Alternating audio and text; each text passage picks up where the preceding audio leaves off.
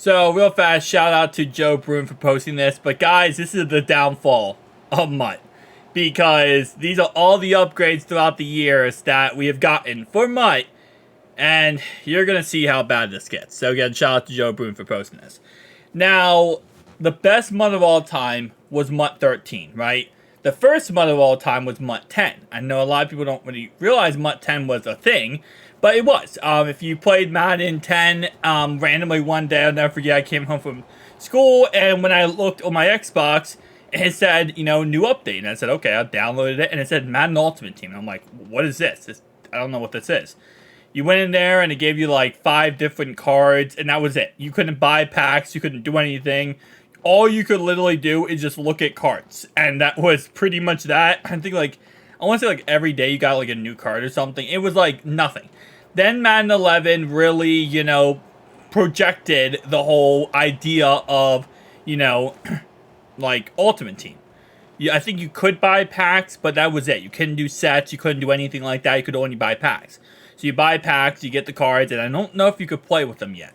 Madden 12, you could. You could play with them. You could also put them in sets. You could complete sets. You could sell your cards, and you could also play online with them. Then Madden 13, Mutt 13, was the best Mutt of all time. You started off the year, there was 99 overall cards in the game you could get. It was just fun. Everything was broken in gameplay anyway, Mutt 13, let's be honest. So it's not like anyone took it that serious because everything was already broken. I mean, literally, you could have a guy run off screen and you can't see him, and then you just throw the ball and it's an instant touchdown. So I feel like it was a lot more, unhinged than it is nowadays.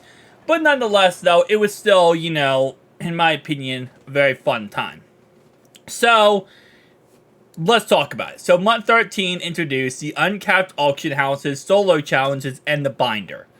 This obviously let us be able to actually, do stuff. Before, in Mutt 12, we didn't have a binder. We had a reserve system. So pretty much you had your team, your 53-man roster, and then you had to send the cards to the reserves if you wanted to do anything with them. Now, where were the reserves? Well, reserves were pretty much the sets. You had to send them to the sets. You could only have a certain amount of players in your sets. And in order to go ahead and put a card into a set, you had to go from your reserve to your set. So you have a reserve of, I think it was 90 players. Then you had a set of 12 players. It was a whole process. Well, this simplified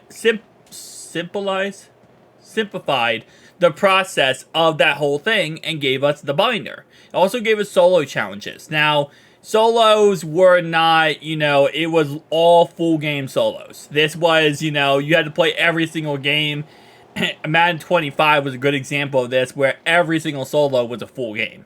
And there was not as many solos with Mutt 13 as there was with Mutt 25. But still, we had full game solos, and they were pretty mind-numbing. I'm not gonna lie to you, they were awful. And then, of course, with Mutt 25, that's when we got head-to-head seasons, and we also got, a lot more solo challenges. I mean, we're talking about immense amount of solos.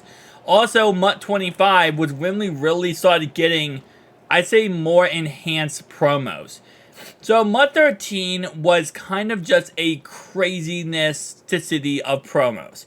We had golden tickets, but we also had 1-star, 2-star, 3-star players.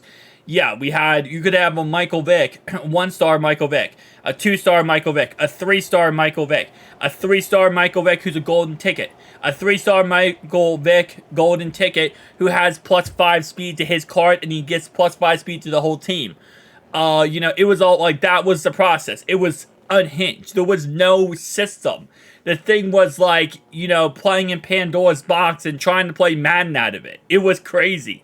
And then Madden 25 was alright, we're going to be more civilized here. There was also less positions you could do in Madden 25. There wasn't as many lineup features, I would say, as Mutt 13 was, but it was still more civilized. It was also the first year of the next-gen console. So there was a whole process with that, too. So it was an interesting, transitional year, I will say. Madden 25 was one of my favorite years, too. It did a really good job of pretty much everything when it came to content. It was just fun. But Madden 15, I feel like, was when the downfall started to happen. This was exclusively on, well, it wasn't exclusively, but it was on the next gen. And this was the first full year of the next gen consoles. So Madden 15 was not bad by any stretch of imagination. It was just, EA started learning about the money aspect to Madden. Like Madden 25, they understood the money aspects, but Madden 15, they really started ramping up the money aspect. It was like, okay, we can make some serious dough off of this game, and we're going to try to capitalize off that as much as humanly possible. And, you know, we wouldn't get to crazy necessity of EA until later on in this Madden cycle, but Madden 15 was kind of that year where things started going downhill. And Mutt Master was, in all honesty, you know, a really cool feature. But at the same time, it was like, that was the big upgrade of the year. You could get a Mutt Master. You could get a card for free if you grind it out. Also, I believe Mutt 15, if I am correct, that was the not LeSean McCoy, the Beast Mode, free 99 overall, I believe. Well, that was Mutt 16. You get a free 99 overall if you did solo challenges, which was awesome. You could start grinding that out throughout the year, and there was also, I think I'm getting ahead of myself. I think Mutt 17 was the patch promo, where you could get different patches and you could get a 99 overall Steve Young. But anyway, though, so Madden 16, that's when, you know, again, it's like, if Madden 15 was here with the money part of EA, this is how it went straight down. So Madden 16 was the Mutt Draft and Scenario solo challenges. This was probably the biggest upgrade.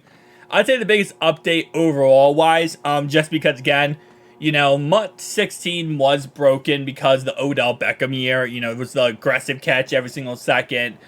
Unrealistic crap. Not fun to play in that aspect. But we did have scenario solo challenges. So you didn't have to play a full game.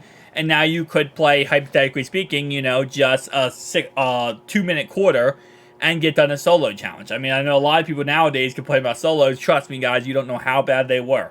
They were absolutely horrendous. I mean, I remember I used to come home from school back in Madden 25 days, and I'd spend from 3 p.m. to 10 p.m. grinding solos. I might get done 7-8 solo challenges. And no, you're going to get great rewards. You did get great rewards back then.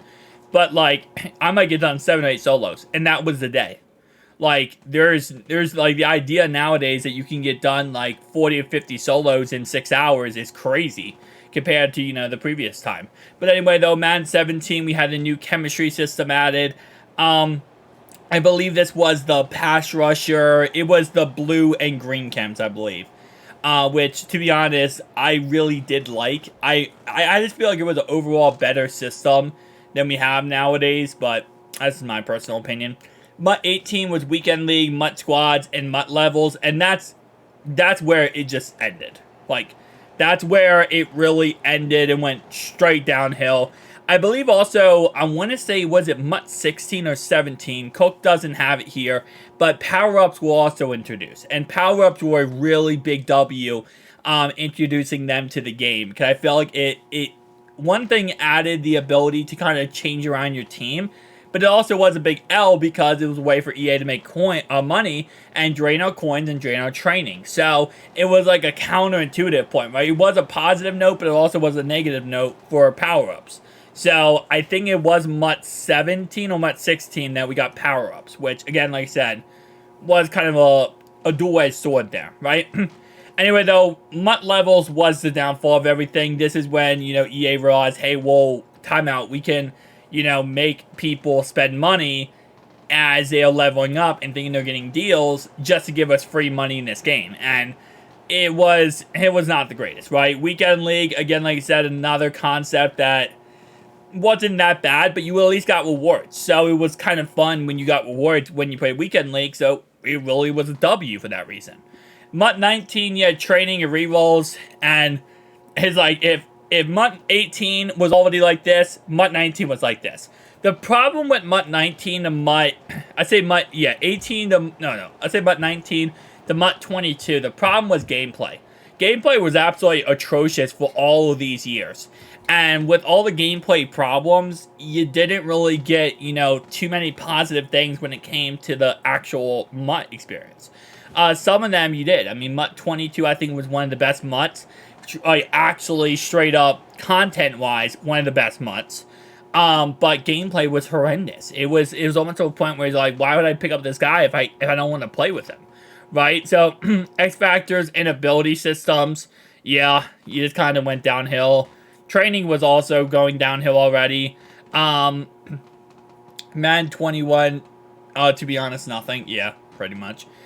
22 was strategy cards, 23 was field pass system, and 23 was catalog. I will say, another thing I wish Cook would have put in here was the removal of contracts. If you guys have never played MUT where there's contracts, you are blessed. You are blessed to not have to deal with contracts in MUT. Because contracts in MUT was the worst thing ever. And you don't know what contracts are, pretty much, you could not... Okay, so let's say your whole entire team, right? You would have to buy cards that were contract cards. They would give you like 25 contracts, right? Imagine having to spend 10,000 coins, right?